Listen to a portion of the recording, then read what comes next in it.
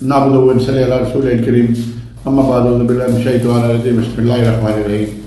خواتین حضرات کو سفرات پیشی آپ کی خدمت میں حاضر اور سلامت کرتا ہے.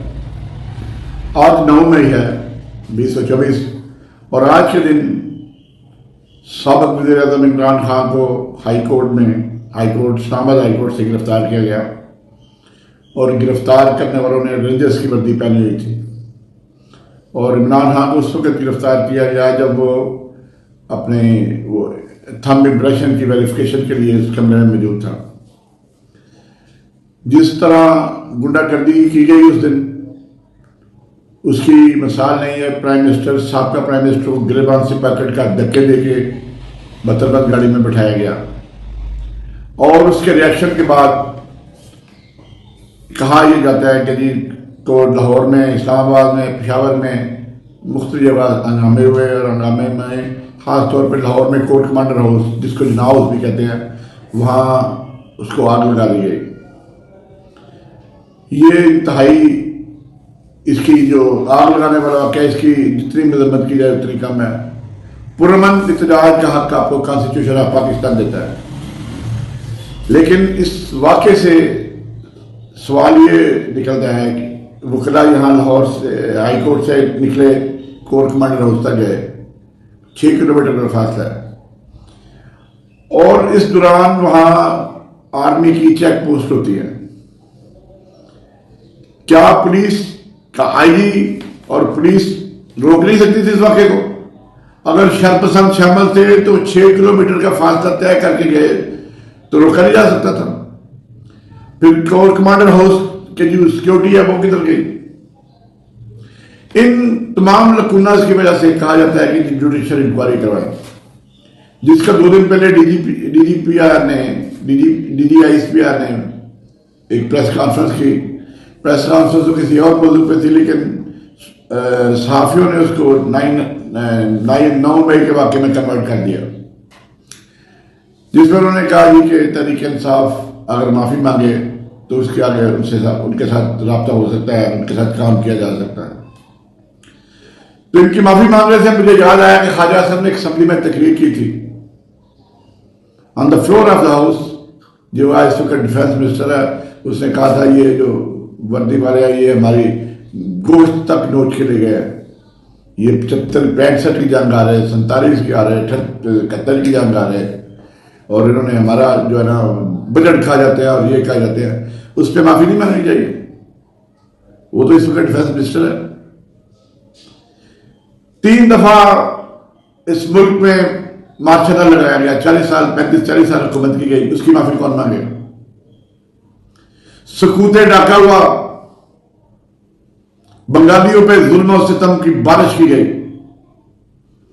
ان کے ساتھ جو کچھ کیا گیا اس کی معافی کون مانگے گا؟ ہم تو اس وقت بہت چھوٹے تھے جب یہ واقعہ پیش ہوا، لیکن تاریخ پڑھنے سے پتہ چلتا ہے کہ بنگالیوں پہ ظلم کیا گیا اور اس ظلم کی وجہ سے انہوں نے علیحدگی کے لیے کھڑے ہوئے. پھر مجیب الرحمان کو اکثریت ملی جنرل الیکشن میں 1971 میں، اس کو حکومت نہیں دی گئی، اس کی معافی کون مانگے گا؟ تو اگر معافیوں پہ بات ختم شروع ہونی ہے تو یہ بات تو بڑی دور تک چلے جائے گی. اس مواقع کو انا کا مسئلہ نہ فوج کو بنانا چاہیے تھا نہ پی ٹی آئی کو بنانا چاہیے تھا. فوج ہم میں سے ہے اور ہم فوج میں سے ہیں. یہ ملک ہم نے ہمارے آبا و اجداد نے بھی قربانیاں دے کے حاصل کیا ہے.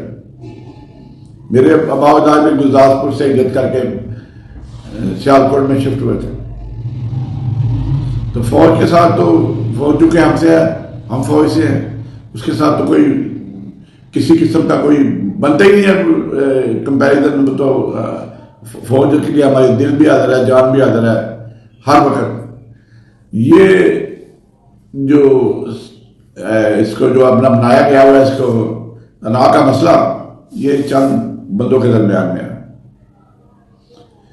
تو اگر یہی انا پرستی رہی دونوں جانب سے میں کہہ رہا ہوں تو یہ ملک جو ہے نقصان تو اس ملک کا ہو رہا ہے.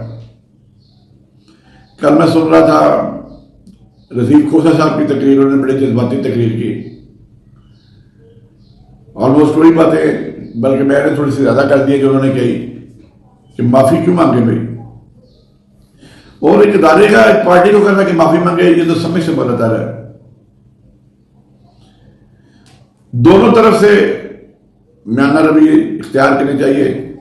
9 مئی کے واقعے کی جتنی مذمت کی جائے کام ہے، وہ بربریت ہوئی ہے، زیادتی ہوئی ہے، اس میں ظلم ہوا ہے، ریاست کے ساتھ ظلم ہوا ہے، لیکن اس کے مجرموں کو کیفے کے دار تک پہنچنا چاہیے، اس کے لیے جوڈیشل انکوائری ضروری ہے۔ جوڈیشل انکوائری شروع کرائیں گے تو اس میں آپ موجودہ وزیر داخلہ اور موجودہ آئی ڈی کا بیان لیں کہ وجہ بتائیں کہ پولیس اس کو کیوں نہیں روک سکی، کیوں اس واقعے کو چند سو افراد کو پولیس نہیں روک سکتی۔ کل وکلا کو 8 مئی کو جو وکلا کے ساتھ تشدد، بربریت، ظلم ہوا ہے، وہ کیا کم تھا؟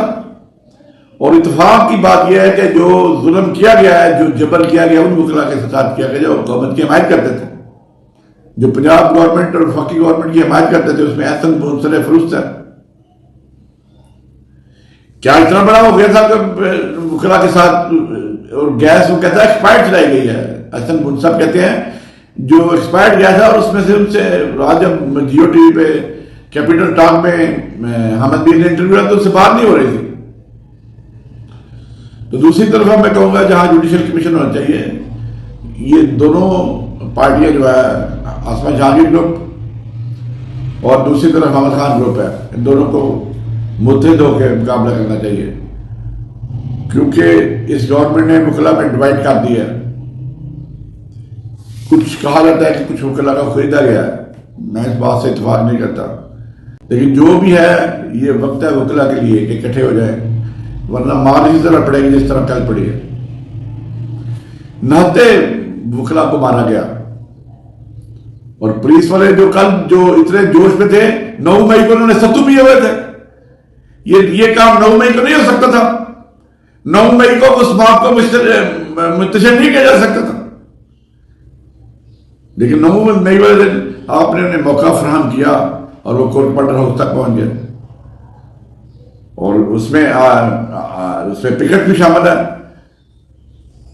کسی نے اس کو وہاں کسی نے پکٹس والوں نے روکا، نہ پولیس نے روکا، اور جو بلوائی تھے، جو بلوا کرنے والے تھے، ان کو اسیس کے موقع دیا گیا کہ جائیں آپ کام کر رہی ہے۔ اب اس میں کون لوگ شامل تھے، کن لوگوں نے آگ لگائی، ان کا تو محاسبہ ہونا چاہیے، ان کو تو قرار واقعی سزا ملنی چاہیے، چاہے وہ کمیشن کے ذریعے ملے، چاہے وہ عدالتوں کے ذریعے ملے۔ آرمی کی عدالتوں کو ہم تو تسلیم نہیں کرتے، یہ جو انہوں نے 10-20 بندے رہا بھی کروایا ہے، یہ بھی میں سمجھتا ہوں انلیگل، ان لافل ہے، کوئی اختیار ہی نہیں تھا۔ تو حاضر مزاد یہ بتانے کی ضرورت ہے کہ کل وکلا کے ساتھ بڑی زیادتی ہوئی، آج 9 مئی ہے تو 9 مئی کے والے سے میں نے بات کی، معافی مانگنے والے جو کہہ رہے ہیں وہ خواجہ آصف کی اسمبلی میں تقریر سن لیں ایک دفعہ کہ وہ زیادہ خطرناک تقریر تھی یا پھر اطلاع کرنا زیادہ خطرناک ہے۔ جو الفاظ خواجہ آصف نے استعمال کیے، اور وہ اس وقت ڈیفینس منسٹر ہے آپ کا، فاطر رضا جس کے ساتھ اجازت دے، آئندہ میرے دنوں میں پھر بات ہوگی۔ السلام علیکم ورحمۃ اللہ وبرکاتہ۔